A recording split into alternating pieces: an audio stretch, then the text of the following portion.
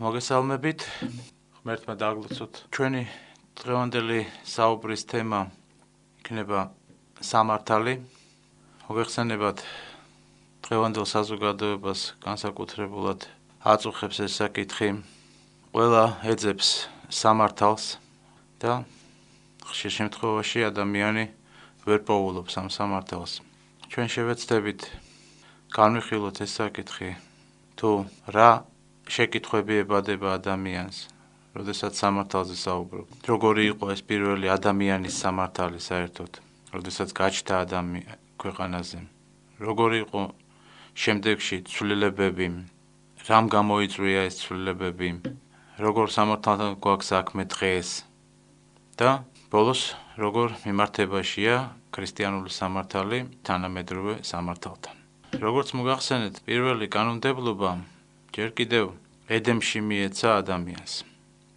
ასე ამბობს წმინდა წერილი, რომ გააფრთხილა უფალმა ღმერთმა ადამი უთხრა, ყველა ხის ნაყოფი არ შეჭამო, რადგან როგორც კი შეჭამ, მოკვდებიო.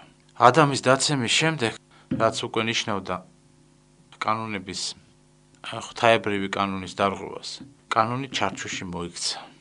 და რა თქმა უნდა, რომ ქონოდა ადამიანს ისევ სინანული, ისევ გამოეხატა თავისი სურვილი ყოფნისა ღმერთთან, მაშინ ის ღვთაებრივი კანონები კვლავ დაბრუნდებოდა და ის გაგრძელდებოდა ძველებური ედემში ცხოვრება. მაგრამ ისტორია ცხადყოფს, რომ მოხდა სხვაგვარად, ადამმა და ევამ გაიმართლეს თავი, აბრალეს ერთმანეთს თავისი შეცოდებები და შედეგად მივიღეთ ჩვენ სასჯელი, რაც გამოიხატა იმით, რომ ადამიანი გამოიდევნა სამოთხიდან. როდესაც საუბრობთ სამართალზე, პირველ სამოქალაქო სამართალზე, მისი პირველი ნიშან-წყალი გამოჩნდა ბაბილონის მშენებლობის დროს. როდესაც იწყებს ადამიანი უკვე შენებას, გარკვეულწილად რაღაც კულტურული და მოქალაქეობრივი ცხოვრების მოწყობას, იქვე იწყება, რა თქმა უნდა, გარკვეულ კანონზომიერებებზე საუბარიც. ანუ სამოქალაქო სახელმწიფოებრივი საზოგადოების რაღაც საერთო კანონებზე საუბარი და რომლის მთავარი მიზანი იყო ბაბილონის გოდოლის შენებლობის დროს, რომ აეშენათ ეს გოდოლი და თავისი ესეთი ეგოისტური, ეგოცენტრული განცდა ერთობლივად გამოეხატათ და ეს განცდა და ეს სურვილი, ეს შეხედულება იქნა ღვთისაგან უარყოფილი და ამან მოიტანა სწორედ ის ენების აღრევა, რაც მოყვა მათ ცხოვრებას და შემდეგ ამ ბაბილონის გოდოლის გრევაც. მღვდელმოწამე ილარიონ ტროიცკი, როდესაც საუბრობს სამართალზე, სამოქალაქო სამართალზე, ამბობს ესეთ რამეს, რომ სამოქალაქო სამართლით ხელმძღვანელობდნენ ბაბილონის გოდოლის მშენებლობის დროს და მაგრამ უნდა ვიცოდეთ, რომ ვერასოდეს ვერ გააერთიანებს ეს სამოქალაქო სამართალი ადამიანებს ერთმანეთთან. ესეთი არის მისი შეხედულება. ის ამბობს, რომ სამოქალაქო სამართლებრივი საფუძველზე აგებული სახელმწიფოს მიზანი იმაში მდგომარეობს, რომ თითოეული პიროვნების ეგოიზმი სამართლებრივი ნორმებით იყოს დაკმაყოფილებული. და ამავე დროს არ უნდა დაერღვეს სხვისი ინტერესებიც. ანუ ესეთი წესრიგი უნდა დამყარდეს, როდესაც გარკვეულწილად შემცირდება ცალკეული პიროვნებების ეგო შეხედულებები და ამავე დროს უნდა დაკმაყოფილდეს კიდეც მათი ეგოისტური გრძნობები. ესეთია სამოქალაქეობრივი სამართალის არსი.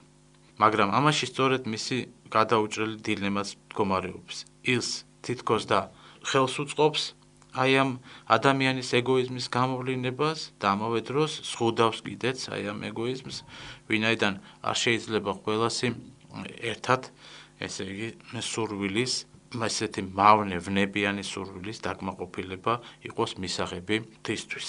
იურიდიულ საწყისებზე დაფუძნებული სამართალი თავის თავში ყოველთვის შეიცავს რაღაც გახლეჩის საბაბს. ის იცავს ამ ეგოისტურ გრძნობებს, რაც არის ყოველგვარი განხეთქილების საწყისი. სწორედ ამის გამო ხდება ბაბილონის გოდოლის დროს აღრევა ენების და ეს აღრევა ენების ჭყალებში შეიძლება ითქვას გაგრძელდა და დღესაც გრძელდება მთელი კაცობრიობის პერიოდში. ჩვენ გვსურს საზოგადოება მოვიპოვოთ სიმშვიდე, თავმდაბლობა, წესრიგი, რაღაცა მყუდროება, მაგრამ აი ეს მყუდროება არ მოიპოვება სამოქალაქო, მხოლოდ სამოქალაქო სამართლის შედეგად, თუ მასში არ არის ჩართული ღვთაებრივი კანონებიც.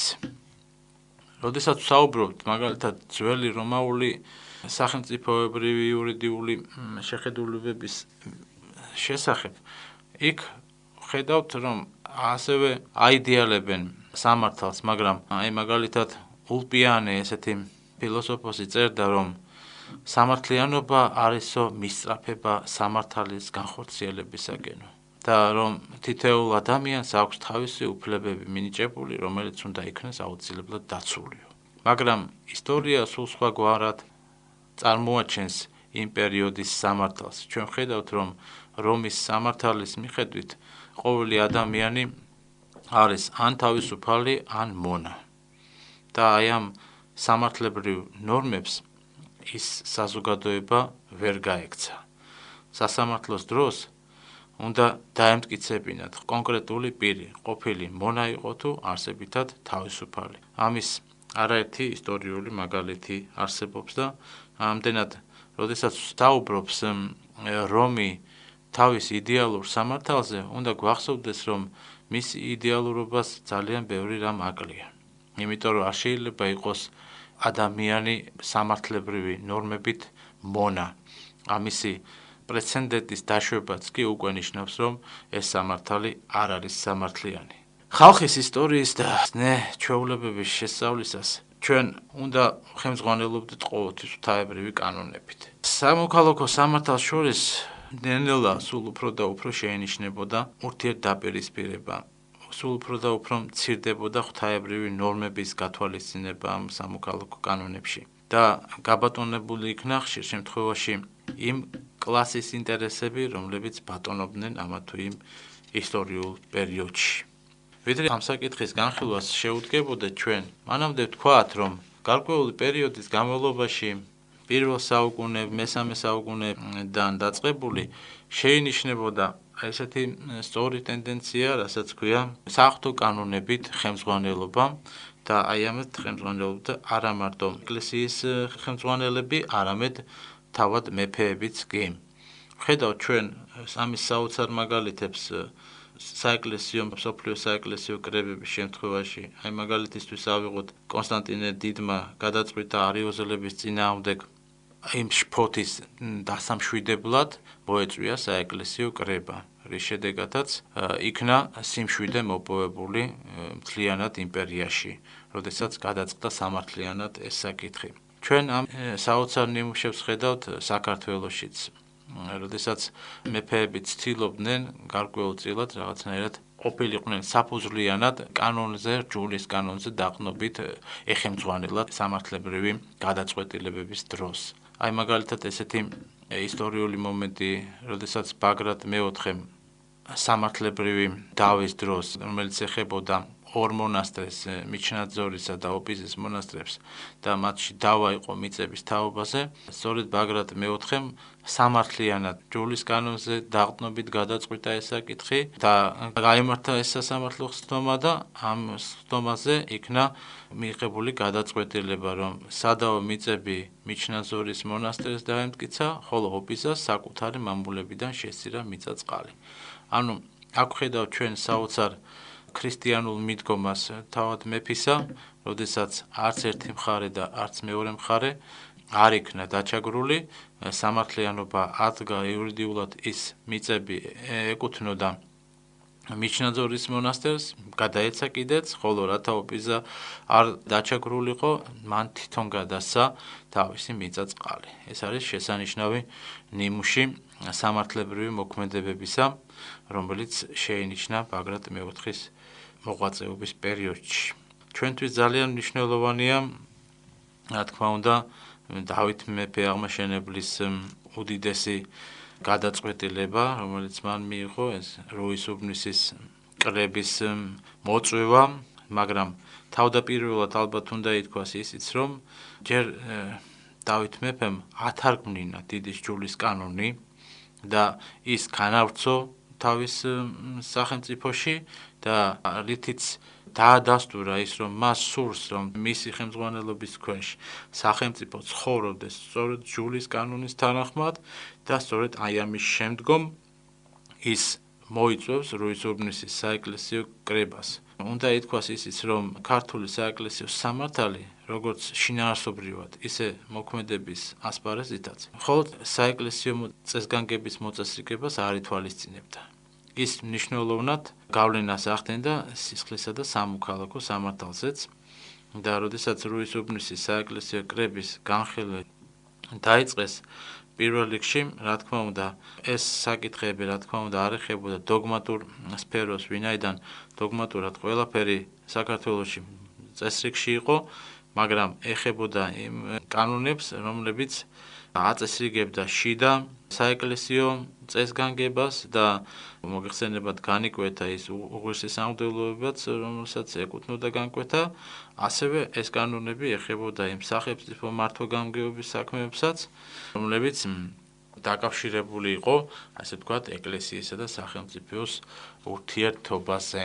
ასევე ცნობილია, ჩვენ რა თქმა უნდა ახლა მოკლედ ვეხებით აი ამ თემებს რუის-ურბნისის ძეგლის წერას, რა თქმა უნდა ჭირდება საფუძვლიანი განხილვა და სხვა თემა გახლავთ, ჩვენ უბრალოდ ვამბობთ იმას, რომ ჩვენი დიდი მეფეები ცდილობდნენ და ახერხებდნენ კიდეც მეტწილად, რომ ეცხოვრათ ჯულის კანონის თანახმად და აი ესეთი სამართლებრივი ნორმა ჰქონდა ასევე ვახტანგ მეექვსესაც, მან ბევრი იმუშაკა ამ კუთხით, მან შეკრიბა თავის კრებულში სამართალის შესახებ კრებულში სამართალი მოსესი, სამართალი ბერძნული, სამართალი სომხური, სამართალი კათოლიკოსისა, სამართალი მეფისა გიორგისა, სამართალი აღბუღისა, სამართალი ბატონიშვილი ვახტანგისა და რა თქმა უნდა რუის-ურბნისის ძეგლის წერა და ასევე მან მოუყარა თავი ყოველივე ამას და შემდეგ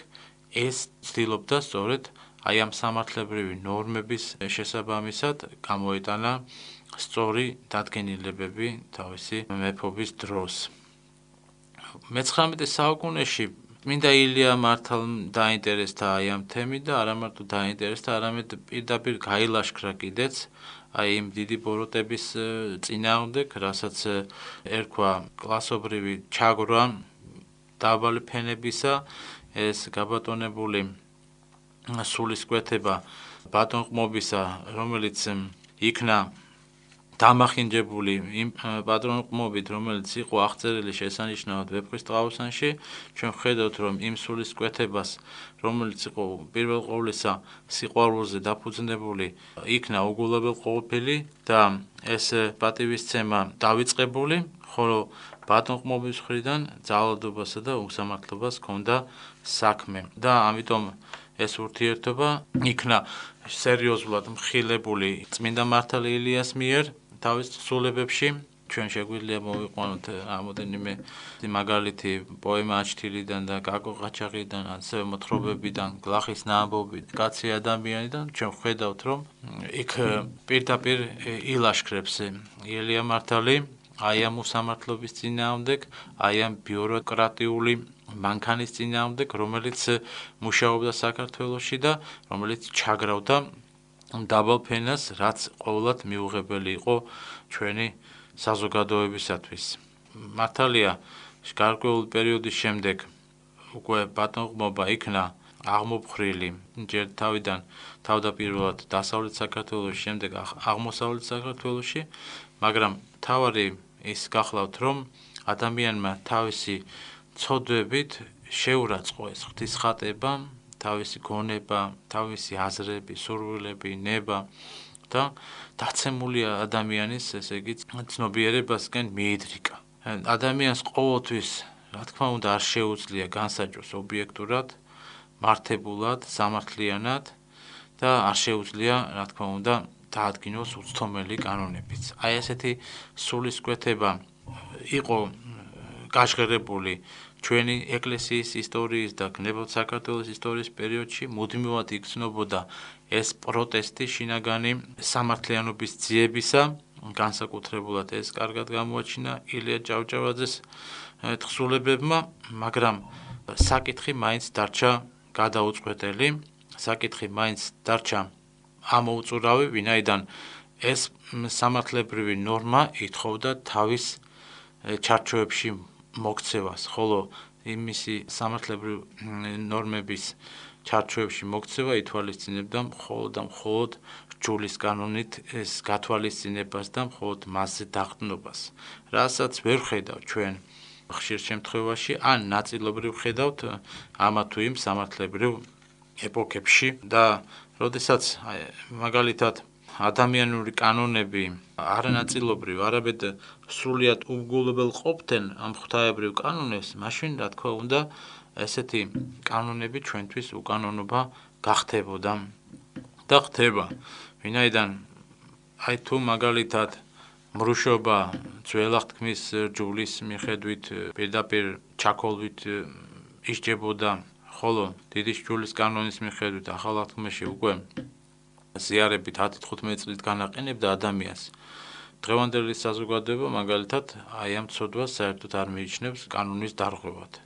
იგივე შეიძლება ითქვას ჯადოქრობაზეც, რომელიც ასევე უდიდესი ცოდვაა, მაგრამ ის განიხილება როგორც ავადმყოფის რაღაცა ფსიქოპათიური რაღაც გამოვლინება, ამიტომაც კანონით არ ისჯება. სხვაგვარად რო ვთქვათ, ადამიანური სამოქალაქო კანონები მთელი სისრულით არ შეიცავს, რა თქმა უნდა, ღვთაებრივ კანონებს, მაგრამ იმისათვის, რომ ის დარჩეს კანონად და მართებულად საზოგადოება ითვალისწინებდეს მის შეხედულებას, აუცილებლად ღვთაებრივი პრინციპების შესატყვისი მაინც უნდა იყოს, ან არ უნდა ეწინააღმდეგებოდეს ყოველ შემთხვევაში მას. აქედან არის სწორედ შემორჩენილი სამართალში ესეთი ფორმა გარეგნული, როდესაც დასავლეთში ბიბლიაზე ადებენ ხელს. მე-18 საუკუნიდან დღევანდელ დღემდე უკვე გავრცელდა სხვაგვარი სამართალი, რომელიც მთლიანად პრინციპში უგულებელყოფილია ამ სამოქალაქო სამართალში ღვთაებრივი კანონები და მას პირდაპირ პოზიტიური სამართალი ეწოდება, რომლის თანახმადაც სამართალი ადამიანური გამოგონება გახდა, კონსტრუქცია, მას საზოგადოება თავის სასარგებლოდ, თავის ამოცანების გადაჭრის მიზნით ქმნის. როდესაც უკვე აი ესეთ დონეზე დაეცა სამართალი, როდესაც სამართალში შეიძლება შეტანილი ნებისმიერი ცვლილება კანონიერი იყოს, მაგალითად თუ სამართალში კანონიერია რევოლუცია, შესაბამისად, რომელიც რა თქმა უნდა ძალადობას გულისხმობს და რა თქმა უნდა ეს კანონიერება იქნება ჩვენთვის უკანონობა და აქ მთლიანად იქნება უგულებელყოფილი ზნეობრივი ნორმები და რა თქმა უნდა ეს აღარც იქნება უკვე კანონი. იგივე შეიძლება ითქვას მაგალითად ისეთ ცოდვაზე, როგორც არის აბორტი. ის არის უმძიმესი ცოდვა, მკვლელობა, მაგრამ თანამედროვე ადამიანური საზოგადოებრივი კანონმდებლობის თანახმად ის სულაც არ ითვლება ცოდვად, რაც არის ჩვენთვის დიდად სამწუხარო და რამაც მოიტანა ესეთი სავალალო შედეგები არა მარტო ჩვენ ქვეყანაში, არამედ მთლიანად კაცობრიობის ისტორიაშიც. როდესაც ვსაუბრობ ჩვენ სამართალზე, აუცილებლად ესე იგი უნდა იქნეს განხილული მთავარი რამე, რომ ის უნდა იყოს დაფუძნებული ჭეშმარიტ რჯულზე. ჩვენ ხშირად ადამიანებს გვევადება ესეთი შეკითხვები, რომ სად ვეძებოთ სამართალი, რატომ ამბობთ, რომ აი ესა თუ ის შეხედულება ადამიანისა არ არის სწორი, ან და საიდან ვაასკვნით ჩვენ ამას, რომ არ არის ესა თუ ის შეხედულება სწორი, ხო? აქ უამრავი შეკითხვა ევადება ადამიანს, სად არის ჭეშმარიტი სწავლება, რატომ არის მართლმადიდებლობა ჭეშმარიტი სწავლება? გარდა ამისა, ადამიანი თავისი ცოდვების, როდესაც შეურაცხყო თავისი არსება, გონება, აზრი, სურვილები, ნება, მისი, რა თქმა უნდა, ყველა შეხედულება უკვე აღარ შეიძლება იყოს სრულყოფილი. და ასეთ არასასრულო მოქმედებებს, რა თქმა უნდა, ჩვენ უკვე ვერ უწოდებთ სამართლიანს. ამიტომ მუდმივად ხდება ადამიანში აი ეს განცდა, რომ ადამიანს არ შეუძლია ყოველთვის განსაჯოს ობიექტურად, რომ მართებულად და სამართლიანად და რა თქმა უნდა არ შეუძლია დაადგინოს უცდომელი კანონები. და ამიტომ ამ მიზეზის გამო კანონები, ადამიანური კანონები ყოველთვის იცვლება. ეს არ არის სრულყოფილი და არასრულფასოვანია და შესაბამისად მუდმივად იცლება. ამიტომ მხოლოდ ის კანონი შეიძლება იყოს მიჩნეული ნამდვილად უცდომელ კანონად, რომელიც მოეცემა ღვთისაგან. ანუ ვინც არის ყოვლის მცოდნე, ვინც არის ყველგან ყოფი, ვინც ფლობს წარსულზე, ანწყულზე, მომავალზე, ესე იგი, მცოდნას მხოლოდ რა თქმა უნდა მას შეუძლია მიიღოს ისეთი კანონები, რომელიც იქნება უცვლელი და რომელიც იქნება უცდომელი. ხოლო ესეთი, რა თქმა უნდა, ჩვენთვის არის ღმერთი. უფალი ჩვენი იესო ქრისტე განკაცდა, მან მოიტანა დედამიწაზე ეს კანონები, დაგვიდგინა ისინი და წმინდა წერილის თანახმად ცხოვრება, ცნებების თანახმად ცხოვრება, ხოლო შემდეგ ეპოქებში უკვე ნელ-ნელა ეტაპობრივად ჩამოყალიბდა სამართლებრივი ნორმები ეკლესიაში, რომლებსაც დღეს დედამიწაზე და მთელ მსოფლიოში უცდომელ კანონმდებლებად სწორედ აი ამ რჯულის კანონის 7 მსოფლიო საეკლესიო კრების დადგენილებებს მივიჩნევთ, რომლებიც გახლავენ აუცილებლად უდაო ჭეშმარიტებები, რომლის რეგლამენტირება ან ცვლილება ყოველდღე დაუშვებელია, როგორც უცდომელი ღმერთკაცობრივი ორგანიზმი ეკლესია თავის აი ამ უცდომელობას სწორედ აი ამ დოგმატური სწავლების მეშვეობით გამოხატავს. ამ სწავლებას, რა თქმა უნდა, საფუძვლად უძებს წმინდა წერილი, წმინდა გადმოცემა და მთელი ეკლესიის სხეულის ესეთი კრებითი აზრის გამოხატულება, რომელიც გამოიხატა მსოფლიო საეკლესიო კრებების კანონების უცდომელობის ჩამოყალიბებით.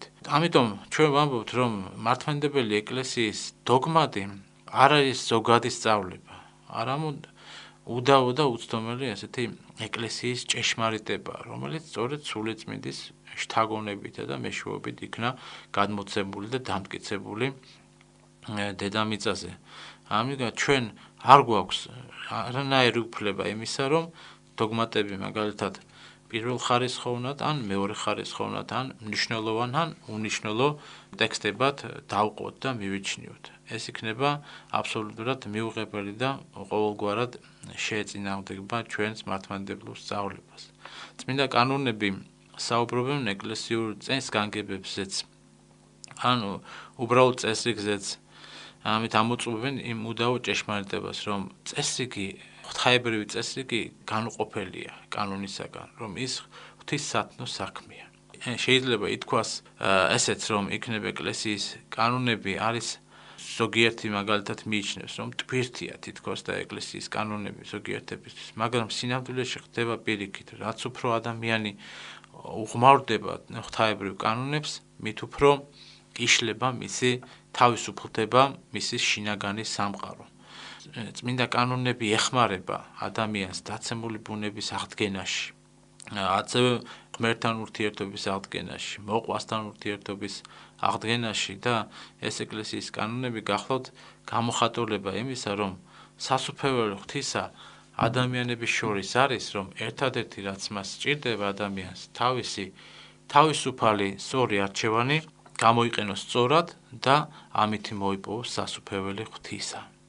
წმინდა კანონები მორწმუნე ადამიანს მიუთითებენ საერთოდ ეკლესიის საზღვრების შესახებ, რომლის მიღმა აუცილებლად ქაოსი სუფევს. გარდა ამისა, ეკლესიის მიღმა ისეთი შფოთია, სულიერი შფოთი, რომელიც არ ღვევს მთლიანად ადამიანის შინაგან მდგომარეობას.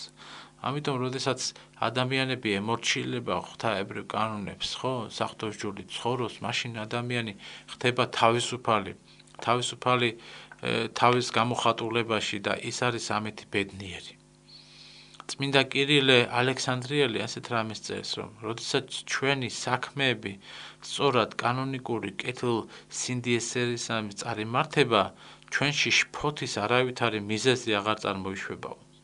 არამედ ისინი კანონიერად გვიხსნიან ზოგიერთების გაკითხვისაგან და ვინ არ მიიღებს მიუკერძოებელ გადაწყვეტილებას თუ კი ის სამართლიანიაო. ანუ მართლაც თუ სამართლიანია გადაწყვეტილება ჯულის კანონზე დაყრდნობით, ვინ არ მიიღებს მას?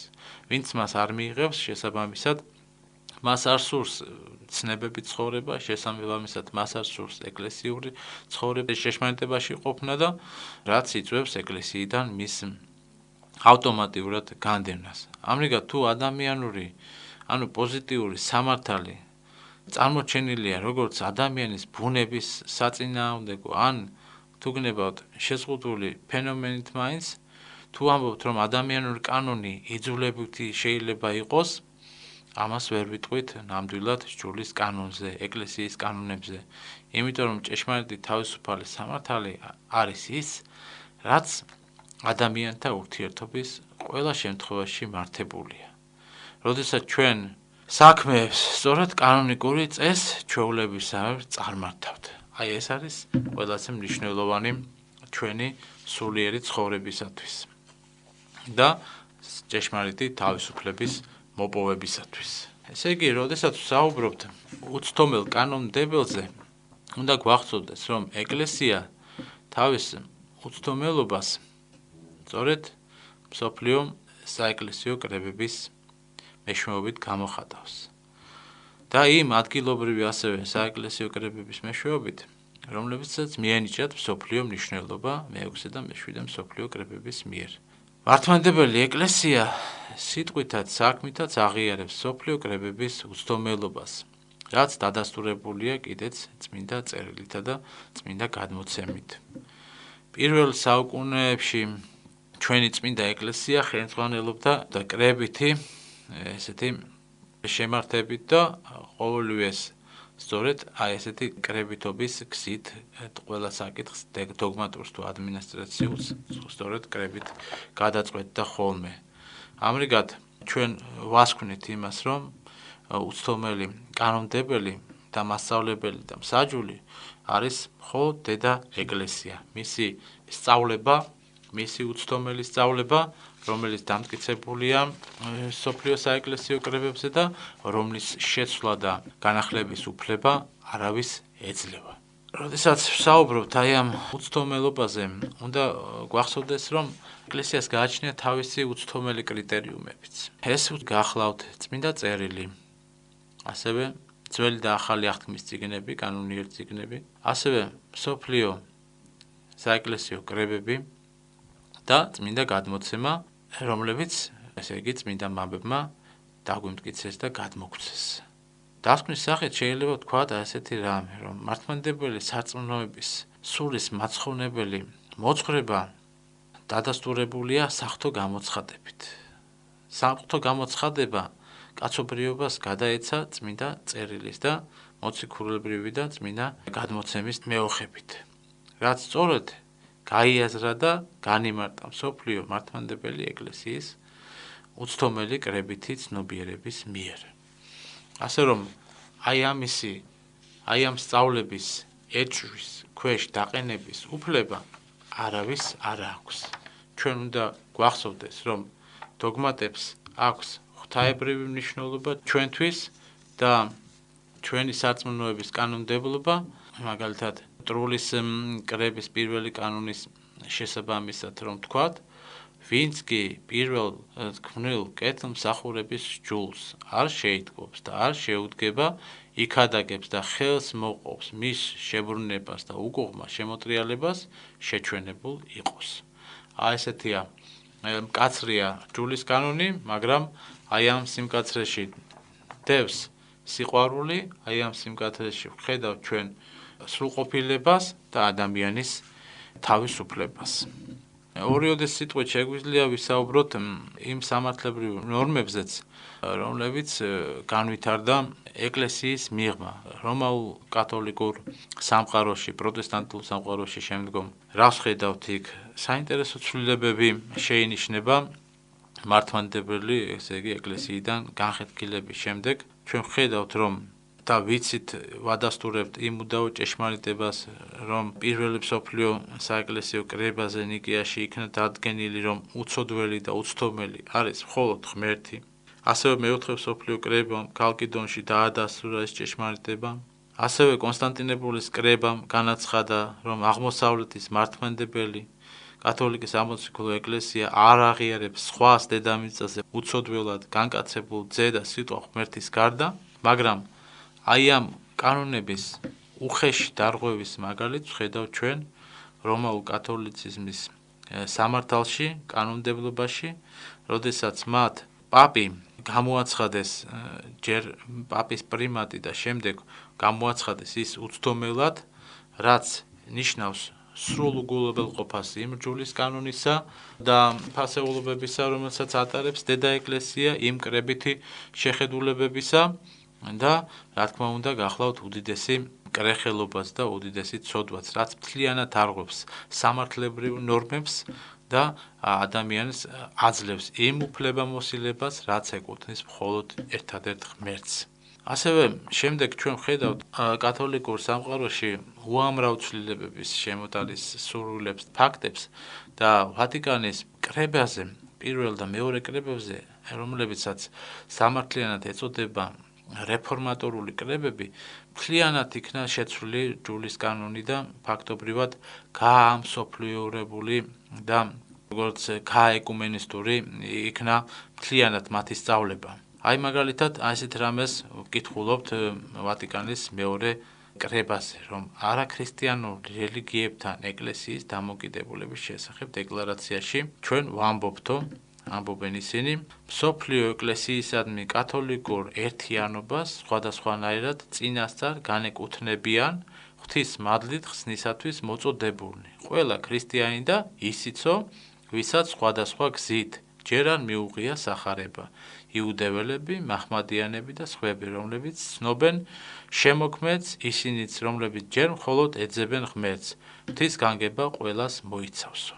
აი ესეთია მე-13 პუნქტი აი ამ ვატიკანის მეორე კრების დადგენილებისა, რომელიც მთლიანად უგულებელყოფს ხედავთ ჩვენ სარწმუნოებრივ საკითხებს, დოგმატურ საკითხებს, რომ ჭეშმარიტებას ფლობს ეკლესია, რომ ადამიანი უნდა ცხოვრობდეს რჯულის კანონის თანახმად, რომ ეს არის ერთადერთი სწორი მასწავლებელი ჩვენი წმინდა მამათა ცხოვრებები და მათი ცვლილებები და მათი შეხედულებები და სწავლებები.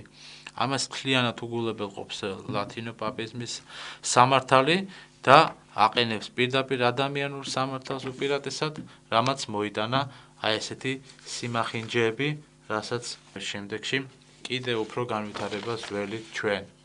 იგივე სამართლებრივი სიმახინჯის ფორმები და კიდევ უფრო საშინელი და ცოტა ოდნავ სხვაგვარი შეინიშნება პროტესტანტულ სამყაროში, კათოლიციზმისგან ის რადიკალურად განსხვავდება. მათი აზრით, საერთოდ სამართალი არის ეკლესიაში ფორმალური ხასიათის. ისინი მიიჩნევენ, რომ პირვანდელი ეკლესიისათვის უცხო იყო საერთოდ სამართალი, რომ თითქოს მის წინააღმდეგ იბრძოდა ეკლესია და რომ თითქოს და მოგვიანებით ის საეკლესიო სამართალი დამკვიდრდა საზოგადოებაში. მაგრამ ფაქტი სულ სხვადასხვაგვარად მეტყველებს. სამართლის გარეშე ჩვენ ვხედავთ, რომ არ არსებობს არაფერი დედამიწის ზურგზე, არც სახელმწიფო და არც არანაირი წესრიგი. სამართლის მოქმედების არეალი გაცილებით უფრო ფართოა, ვიდრე ეს პროტესტანტებს გონიათ და ესმით. ჩვენ ამას ვხედავთ, რომ ის სამართალი არა მხოლოდ შიშზე, არამედ სულიერ ფაქტორებზეა დამყარებული, რომელიც ჩადებულია გონიერ და ზნეობრივ პიროვნებაში. ამიტომ ეკლესიაში სამართლის გარეშე ანარქია გაბატონდებოდა. და ეს კარგად გვესმის ჩვენ და სამწუხაროდ ეს არ ესმით პროტესტანტებს.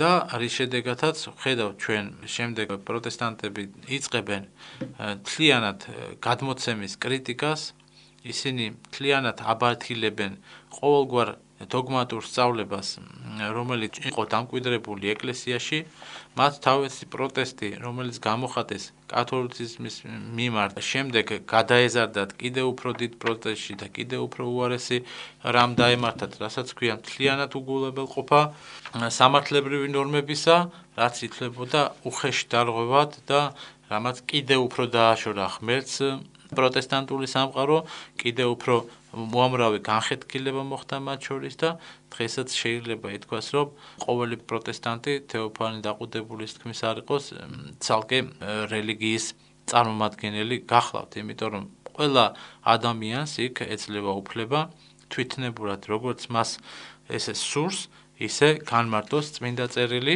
და აი ამ ასეთი შეხედულებებით იცხოვროს, რაც ჩვენთვის არის აბსოლუტურად მიუღებელი.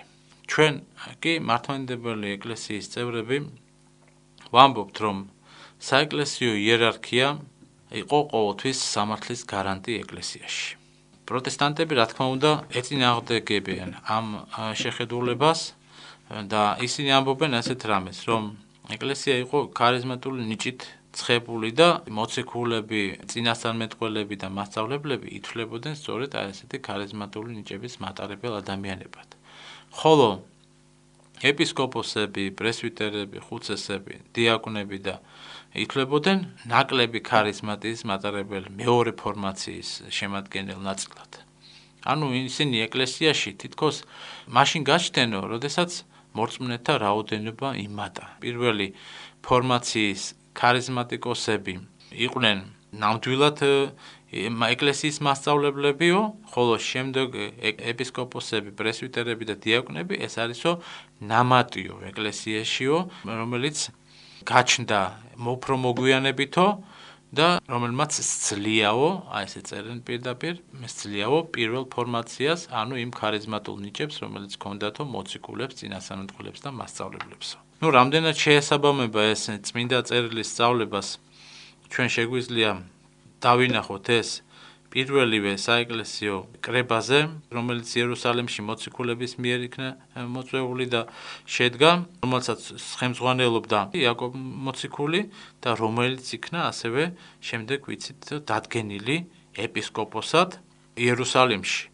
ანუ ხედავთ ჩვენ აქ პირდაპირ იმას, რომ ეს ქარიზმატული ნიჭი, რომელიც მოციქულებრივი ნიჭი პირდაპირ ითვისებდა კიდეც სამღვდელო დელთავრის ნიჭსაც, ასე რომ აქ ჩვენ ვერ ხედავთ ვერანაირ მოგვიანებით შემოტანას აი ამ სამართლებრივი ნორმებისა და აი ამ იერარქიული წესგანგებისა, რომლის შესახებაც საუბრობენ პროტესტანტები. ასევე პავლე მოციქული პირდაპირ მიუთითებს ხუცესების მოღვაწეობის შესახებ, სულწმინდის დადგენელად უწოდებს მათ და რა ადამიანურ გამოგონებად, როგორც ამას პროტესტანტები მიიჩნევენ.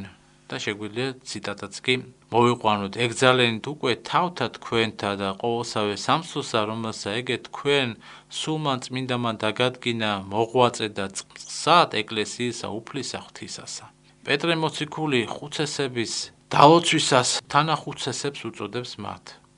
ხუცესთა მათთა თქვენ შორის ვლოცავ, ვითარცა თანახუცესი და მოწამე ვნებათა ქრისტესთა. ანუ აქ პირდაპირ ჩანს, რომ ეს ღვაწლი, რასაც ქვია იერარქია ეკლესიაში ოდითგანვე პირველი საუკუნეებიდან მოციქულების პერიოდიდანვე არსებობდა და მისი უგულებელყოფა ეს არის პირდაპირი თამახინჯება წმინდა სწავლებისა, რასაც მოაქვს აუცილებლად შფოთი და ქაოსი ეკლესიაში, რამაც მოუტანა ეს შფოთი და ქაოსი ჯერ კათოლიკურ სამყაროს, შემდეგ პროტესტანტულ სამყაროს, რომლებიც თავად ვერ არკვევენ უკვე სად არის ნამდვილი ჭეშმარიტი ეკლესია. ჩვენ ამ საკითხებზე შეგვიძლია ცალკეც ვისაუბროთ, დღეს უბრალოდ ზოგადად განვიხილეთ მათი შეხედულებები, რამდენად მისაღებია ის ჩვენთვის და მათთვის და რამდენად დაშორდა ეს სამართლებრივი ნორმები დედა ეკლესიის ჭეშმარიტ სამართლებრივ ნორმებს. რამდენად ჩვენი სათქმელი ძირითადად რისი თქმაც გსურდა მოკლედ ჩამოვაყალიბეთ, რომ სამართალი ოდითგანვე არსებობდა დედამიწის ზურგზე, ეს სამართალი, ჭეშმარიტი სამართალი ნიშნავს ღვთაებრივი კანონებით ხელმძღვანელობას, მაგრამ ამავე დროს მის პარალელურად არსებობდა პოზიტიური, ანუ ადამიანური სამართალი, რომელმაც ნენელა უგულებელყო ღვთაებრივი სამართლებრივი ნორმები და მთლიანად დღევანდელი სამართალი ფაქტიურად არანაირად აღარ ხელმძღვანელობს იმ საღვთო რაც არის ჩვენთვის ყველაზე ძვირფასი, რისთვისაც ეწამა უამრავი წამე, რისთვისაც თავი დადო არაერთმა ქართველმა და რისთვისაც ჩვენც გსურს ვიყოთ თავდადებულნი, რათა მოვიპოვოთ მარადიული ცხოვრება. ამინ. ღმერთმა დაგლოცოს და შეგვიწყალოს. ამ საკითხებთან და სხვა საკითხებთან დაკავშირებით შეკითხვებისთვის შეგიძლიათ მოგმართოთ საპატრიარქოს